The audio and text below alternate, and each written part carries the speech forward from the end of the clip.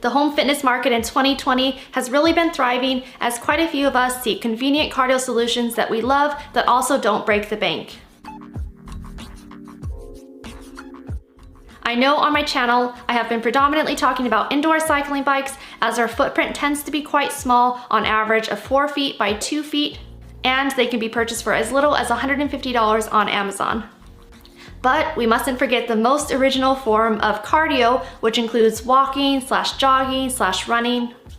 In the past, most treadmills tended to be quite pricey, bulky, loud, and obtrusive if you don't have the luxury of a separate workout room, which, let's be honest, how many of us have a separate workout room? So if you're looking for an affordable, compact, relatively lightweight treadmill that can be stored underneath a bed or a couch when not in use, please keep watching.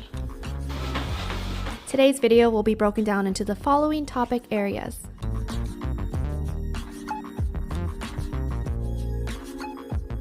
This treadmill originally retails on Amazon for $359, but there is a $60 off coupon code, bringing the total to $299. This treadmill has an easy folding mechanism and a soft drop design. When folded, its dimensions are 55.2 inches by 27.8 inches by 5.1 inches in height.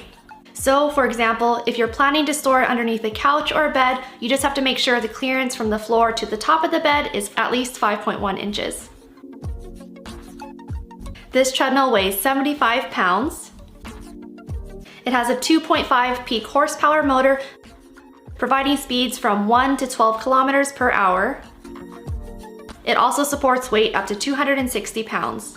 It has a 16.5 inch wide anti-slip belt, and it also has 12 preset training programs.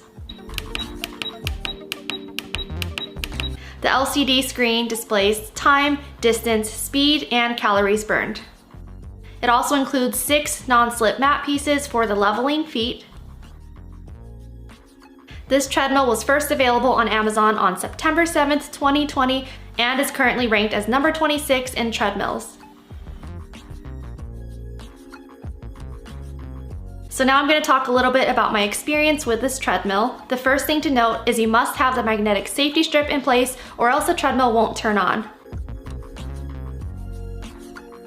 Initially, when I set my treadmill up, I figured I wouldn't need the magnetic safety strip because usually I don't plug those onto my clothes anyways when I'm jogging. But as I mentioned before, the treadmill won't run until it's in place. The next point might be kind of obvious, but there are no incline functions on this treadmill, but I found that you can still break a decent sweat with a jog. The platform tray isn't the most sturdy. In other words, I won't be putting my laptop on it anytime soon. But it does have an included phone holder function, which is great for streaming workouts on your phone. I've streamed a few Peloton running workout videos on my phone while using the treadmill, and while you can't adjust the incline to match the instructors, you can still somewhat match your speed to their recommendations, and I find that I still get a better workout following one of those videos versus just trying to motivate myself.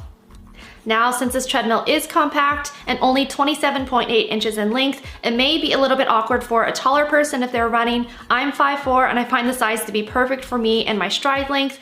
And for a quick note, I did Google what's the average stride length for someone who's 5'4", and what I found is that the average stride length for someone who's 5'4" is 2.2 feet or 27 inches.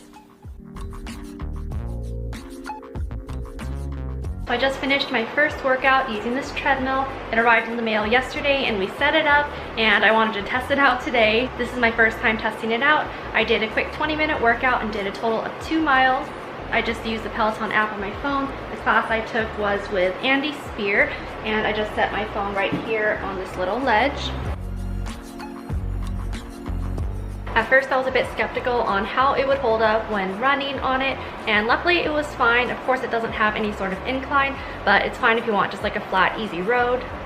And one thing I like is that the Peloton app also syncs to my Apple Watch, so it is able to track those workouts and those runs on it.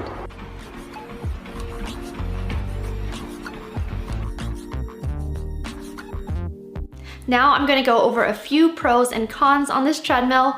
The first pro I have is that the price seems quite affordable for a cardio machine that suits a variety of fitness levels. For example, for those new to starting a fitness routine, you can easily start with walking and build up to light jogs. The second pro I have is regards to its size. The compact size is convenient, especially if you don't have the luxury of a separate workout room. For example, I have my Peloton bike as well as my treadmill in the master bedroom. The next pro I have is that this treadmill is relatively quiet. It's not as silent as a Peloton, for example, but it's not as loud as, say, a rowing machine. Another pro I have is that this treadmill can be tucked away when not in use, or if you kind of fall off the bandwagon of your workout routine, which, let's be real, and based on my personal experience, some of us are not as consistent on our workout routines as we intend to be.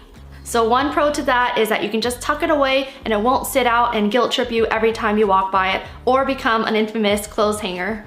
The last pro I have is that this treadmill is light enough for 2 people to move it together. There are 2 wheels on the front end, so say if you're just moving it from one room to the next, you can easily just tilt it over and maneuver it. Also, since my treadmill is on the 2nd story of my home, it wasn't too much of a hassle to bring it up the stairs with 2 people carrying either end. Just think if you were trying to maneuver one of those commercial treadmills that you see at the gym, that would be a whole nother story.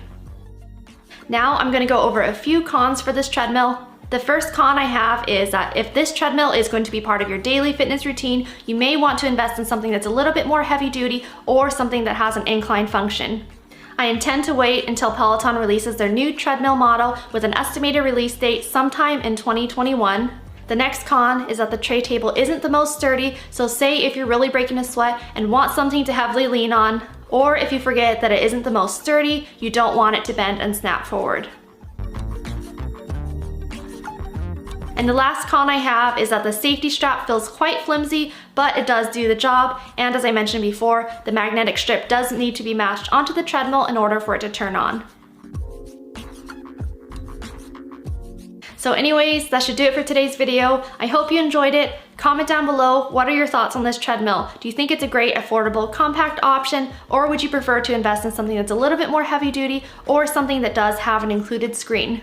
Also, for those Peloton customers, would you consider investing in the Peloton Tread, or would you choose a different brand? But anyways, I hope you enjoyed it, and I'll see you in my next video. Thanks for watching.